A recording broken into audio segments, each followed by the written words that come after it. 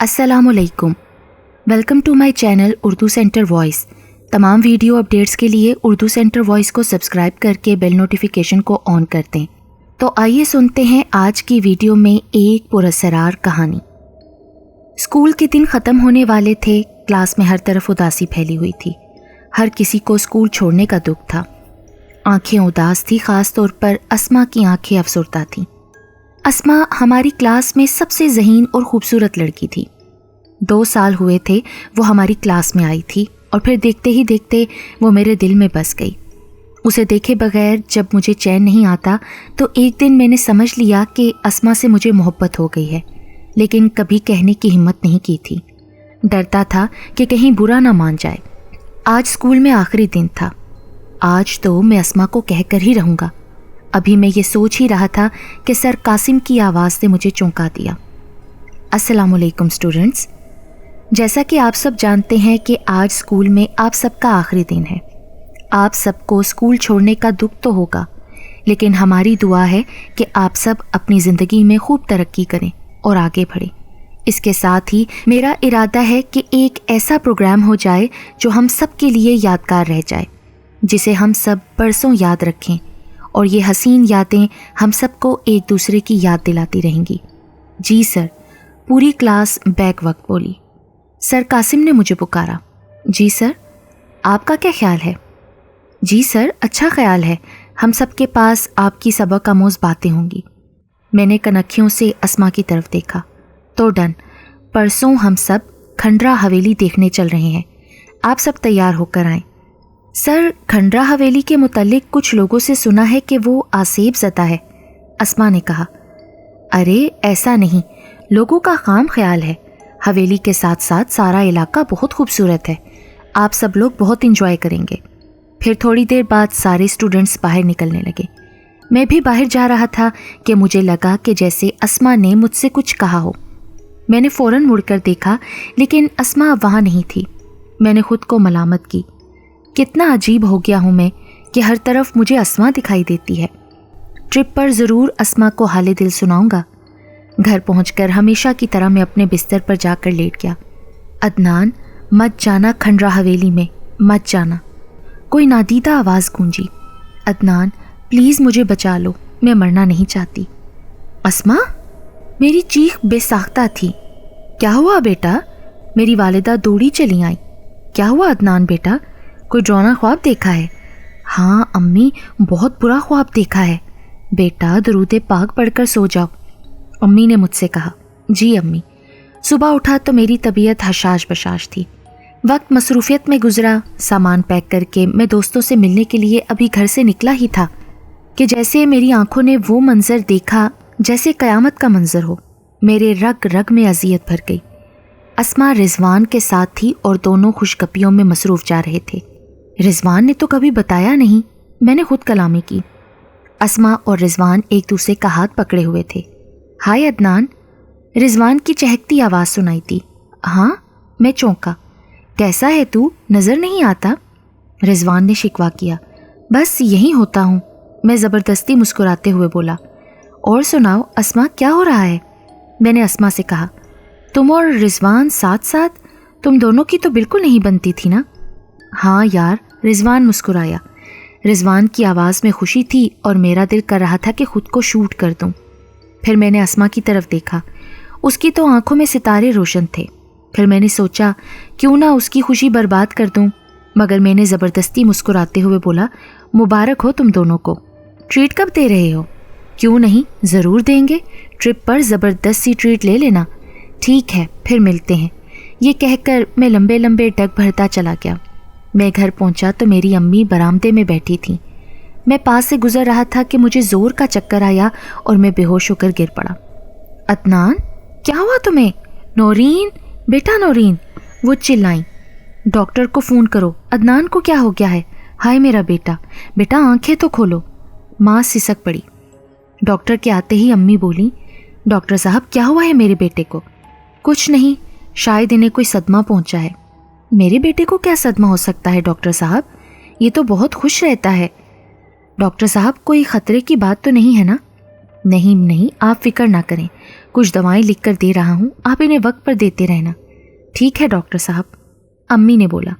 میں غنودگی میں تھا. رات کے 2 بجے کا وقت ہوگا کہ اچانک میرے کانوں میں وہی نادیدہ آواز گونجی.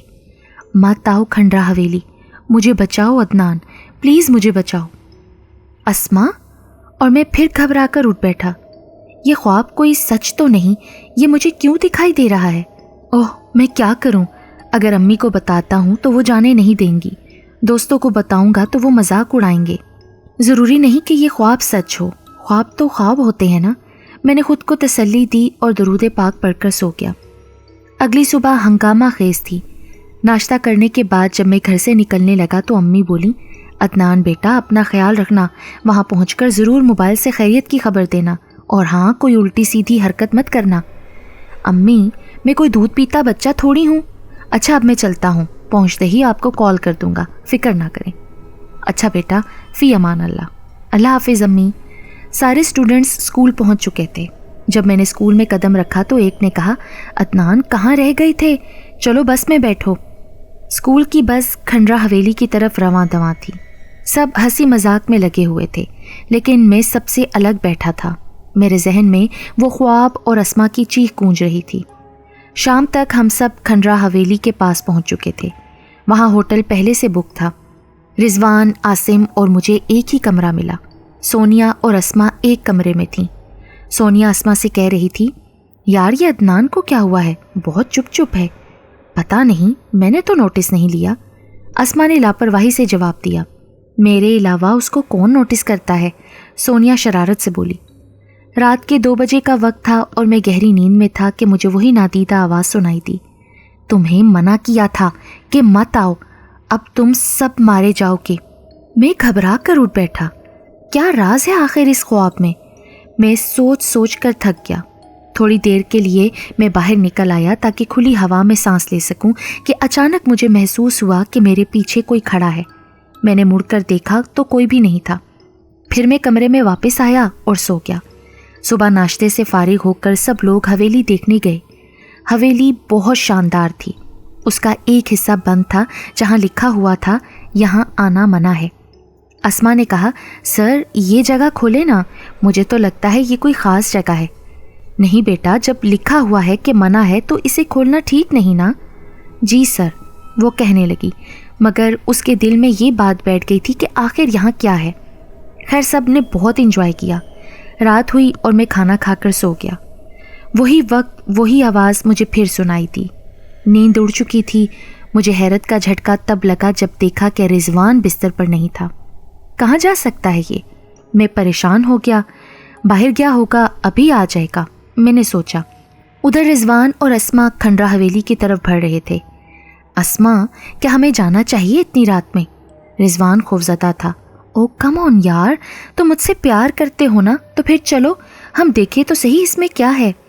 پھر چرچراہٹ کی آواز سے حویلی کا دروازہ کھلا. دونوں اس کمرے کی طرف بڑھے مگر دروازے پر تالا پڑا ہوا تھا. اب اس کو توڑیں کیسے؟ اسما نے کہا. خیر کسی طرح رضوان نے تالے کو توڑا اور وہ جیسے ہی اندر داخل ہوئے دروازہ خود بخود بند ہو گیا. اسما کہاں ہو تم؟ رضوان نے اسما کو آواز دی اور پھر اسما رضوان سے لپٹ گئی. رضوان یہ تم کیا کر رہے ہو؟ چھوڑو مجھے, اسما بولی.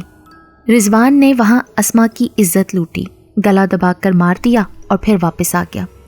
صبح سونیا گھبرائی ہوئی آئی. سر اسما اپنے کمرے میں نہیں ہے. کیا؟ رضوان نے کہا. کہیں باہر ہوگی.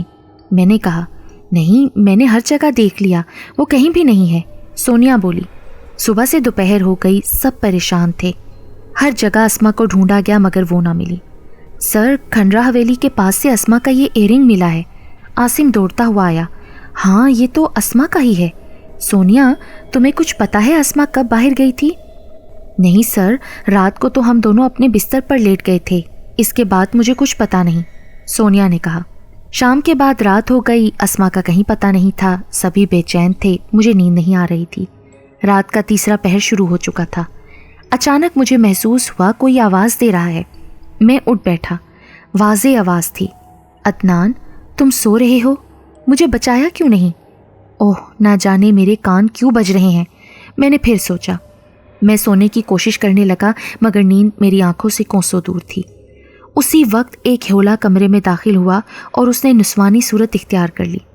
मैंने अपनी आंखें मसलते हुए देखा तो वो अस्मा थी। रिजवान अपने बिस्तर पर सो रहा था। अस्मा ने उसका गला दबाना शुरू कर दिया तो रिजवान की आंखें बाहर को उबल पड़ी। वो चीखने लगा, अस्मा मुझे माफ़ कर दो। वो घिघिया रहा था और फिर देखते ही देखते अस्मा की रूह ने रिजवान का गला दबाकर उसको मार दिया। फिर उसकी लाश को उठाकर होटल से नीचे फेंक दिया। अदनान उठो, आसिम रो रहा था। क्या हुआ आसिम? यार रिजवान को किसी ने मार दिया है। रिजवान की लाश मस्क हो चुकी थी, उसकी आंखें खुली हुई थीं। कुछ देर में वहाँ पुलिस आ चुकी थी। पूछगछ के बाद वो लाश लेकर चले गए। सब के सब परेशान थे। पहले अस्मा गायब हुई, अब रिजवान का कत्ल। ये सब क्या हो रहा है अदनान? मैं कल ही वापस जाना चाहती हूँ, सोनिया ने रोते हुए मुझसे कहा। डोंट बी सिली सोनिया, मैं हूं ना तुम्हारे साथ। सब में खौफ फैल चुका था। रात का पहर था। अस्मा की रूह टीचर्स के कमरे की तरफ गई और बोली, मैं सबको मार दूंगी। सर ने सहमे हुए लहजे में पूछा तो उसने सारी हकीकत बता दी। अगली सुबह सबके लिए हंगामा खेज थी। लड़कियां खौफ से रो रही थीं और फिर हम सब खौफजदा हालत में रात ढलते ही वापस लौट आए। मैं अब सोनिया का ख्याल रखने लगा था। मैंने, आसिम ने और सोनिया ने एक ही कॉलेज में एडमिशन लिया था। हम अस्मा को भूल नहीं पाए थे। कॉलेज शहर में था और मैं गांव में रहता था। हर रोज़ मैं मोटरसाइकिल पर कॉलेज आता था। आज भी मैं घर जा रहा था और सोनिया के मुतल्लिक सोच रहा था जिसने मुझे आई लव यू कहा था। सोनिया अच्छी लड़की है, मैंने सोचा। अचानक मैंने ब्रेक लगाई। सड़क पर एक लड़की पड़ी हुई थी। मैंने पास जाकर देखा, लड़की औंधी पड़ी हुई थी। मैंने उसे सीधा किया तो मेरे मुंह से बेसाख्ता चीख निकल गई क्योंकि वो अस्मा थी। मैं भाग कर गया। करीब के नहर से पानी लाकर अस्मा के मुंह पर पानी का छींटा मारा तो वो होश में आ गई। अस्मा तुम यहाँ? अदनान, मुझे किसी ने अगवा कर लिया था। मैं 7 दिन वहाँ रही, फिर किसी तरह भाग गई। मैं होटल आई तो पता चला तुम लोग वापस चले गए थे। तो फिर मैं घर आई। भाई ने धक्के मारकर निकाल दिया कि जहाँ से मुंह काला करके आई हो वहीं चली जाओ। अब मैं क्या करूं? वो ये बोलकर ज़ारो कतार रोने लगी। मैंने उसकी बातों का एतबार कर लिया। तुम मत रो अस्मा, मैं तुमसे प्यार करता हूँ और तुम्हें अपने घर लेकर जाऊँगा। क्योंकि मेरी सोई हुई मोहब्बत जाग उठी थी, उसे मैंने बाइक पर बिठाया और घर की तरफ चल पड़ा। मैं ये सब कुछ भूल गया कि किस तरह होटल में मेरे कमरे में एक हेौला नमूदार हुआ। उसने अस्मा की शक्ल इख्तियार की और रिजवान का गला दबाकर मार दिया और टीचर्स को भी वो नज़र आई। खैर दरवाजे की घंटी बजाई तो अम्मी ने दरवाज़ा खोला और झट बोली, अदनान बेटा इतनी देर क्यों लगा दी? और फिर जब उनकी नज़र अस्मा पर पड़ी तो वो मेरी तरफ देखने लगी। अम्मी ये अस्मा है। अच्छा ये अस्मा है, आओ बेटा अंदर आ जाओ। अम्मी अस्मा के वालिदैन मर गए हैं, ये अकेली है, अब ये हमारे साथ रहेगी। हाँ क्यों नहीं, इसका अपना घर है, अम्मी बोली। मेरे घर के सब लोग अस्मा से मोहब्बत से पेश आ रहे थे। रात में अम्मी को प्यास लगी तो वो पानी पीने के लिए उठी। उन्होंने जो मंजर देखा तो उनके होश उड़ाने के लिए काफ़ी था। अस्मा सहन के एक कोने में बैठी एक बहुत ही छोटे बच्चे का खून पी रही थी। ये देखते ही अम्मी के होश उड़ गए। उन्होंने मुझे आवाज़ देनी चाहिए मगर आवाज़ उनकी हलक में फंस गई और वो ज़मीन पर गिरकर बेहोश हो गई। और जब उन्हें होश आया तो वो गुमसुम थीं, जैसे उनकी कुव्वते गोयाई सल्ब होकर रह गई हो। अब तो आए दिन गांव में से छोटे बच्चे गायब होना शुरू होने लगे। पूरे गांव में सरासीमगी फैल गई थी। अम्मी भी गुमसुम थीं। बहुत सोच विचार के बाद ये फैसला हुआ कि किसी अल्लाह वाले से राब्ता किया जाए क्योंकि ये मसला समझ से बाहर है। और फिर मैं अपने पड़ोसी जमाल के साथ एक आमिल साहब के पास पहुंच गया और सारी हकीकत उनके गोश गुजार कर दी। हमारी बातें सुनकर आमिल साहब अपनी आंखें बंद किए मुंह ही मुंह में कुछ पढ़ते रहे। फिर उन्होंने आंखें खोली और मुझे जो बताया उसने मेरे होश उड़ाकर रख दिए। वो कहने लगे, बेटा इस बोतल में दम किया हुआ पानी है, इसे घर के चारों तरफ छिड़क देना, ये हिसार का काम करेगा। और ये एक तावीज़ है, इस तावीज़ को अस्मा के गले में डाल देना, जो हकीकत है वो सामने आ जाएगी। फिर हम दोनों वहाँ से वापस आ गए। मैं घर में आया तो देखा कि अस्मा ने खूबसूरत लिबास पहना हुआ था। वो बहुत ही प्यारी लग रही थी। उसे देखकर कोई नहीं कह सकता था कि वो इंसानों का खून पी सकती है। मैंने घर के चारों तरफ आमिल साहब का दिया हुआ पानी छिड़क दिया। रात के 2 बजते ही अस्मा की बेचैनी अरूज पर पहुंच गई। वो सारे घर में चकराने लगी। घर के सारे अफराद गहरी नींद सो रहे थे। پھر وہ میرے پاس آئی اور بولی، عدنان تم نے جو کچھ بھی کیا ہے وہ اچھا نہیں کیا۔ اسما جو کچھ تم کر رہی ہو کیا وہ ٹھیک ہے؟ اور جو میرے ساتھ ہوا تھا کیا وہ ٹھیک تھا؟ میری نظریں اسما پر تھیں۔ مجھے عامل صاحب کی ہدایت یاد آ گئی۔ میں نے زور زور سے قرآنی آیات کی تلاوت شروع کر دی تو اسما اپنی جگہ مچلتی رہی۔ اس کی شکل خوفناک ہو گئی اور پھر وہ چکراتے ہوئے زمین پر گر کر بے ہوش ہو گئی۔ میں نے اس کے گلے میں تعویذ ڈال دیا۔ تعویذ کا اس کے گلے میں ڈلنا تھا کہ اسما کے وجود سے شعلے نکلنے لگے اور دیکھتے ہی دیکھتے وہ جل کر راکھ ہو گئی۔ اسما بدرو بن چکی تھی اور پھر میں زاروں قطار رونے لگا کہ میں نے اپنے آپ کو مار دیا۔ آج اپنی محبت کو اپنے ہی ہاتھوں سے، اور مجھے کتنی اذیت ہو رہی ہے۔ اتنے میں فجر کی اذان سنائی دی۔ میں نے وضو کیا، نماز پڑھی، اس کے بعد میں گھر سے باہر نکلا۔ صبح کا اجالا پھیل چکا تھا۔ گاؤں والوں کو خوشخبری دی کہ گاؤں سے اب کوئی بچہ غائب نہیں ہوگا۔ صبح اچانک امی کی بھی قوت گویائی ٹھیک ہو گئی۔ وہ رونے لگیں اور اسما کا پوچھا تو میں نے پوری تفصیل بتا دی، جسے سن کر انہوں نے شکر ادا کیا۔ آج اس بات کو کئی برس گزر گئے ہیں۔ میں ایک کامیاب پروفیسر ہوں، میری شادی ہو چکی ہے اور میرے 2 بچے ہیں۔ ہماری زندگی ہنسی خوشی گزر رہی ہے، مگر جب بھی اسما کی یاد آتی ہے تو میرا دل اداس ہو جاتا ہے کہ کاش اسما نے رضوان کی جھوٹی محبت پر اعتبار نہ کیا ہوتا، اس کو حویلی نہ لے کر جاتی اور نہ ہی اس کے ساتھ یہ حادثہ پیش آتا۔ میں ہمیشہ یہی دعا کرتا ہوں کہ اللہ اسما کی بے چین روح کو قرار دے۔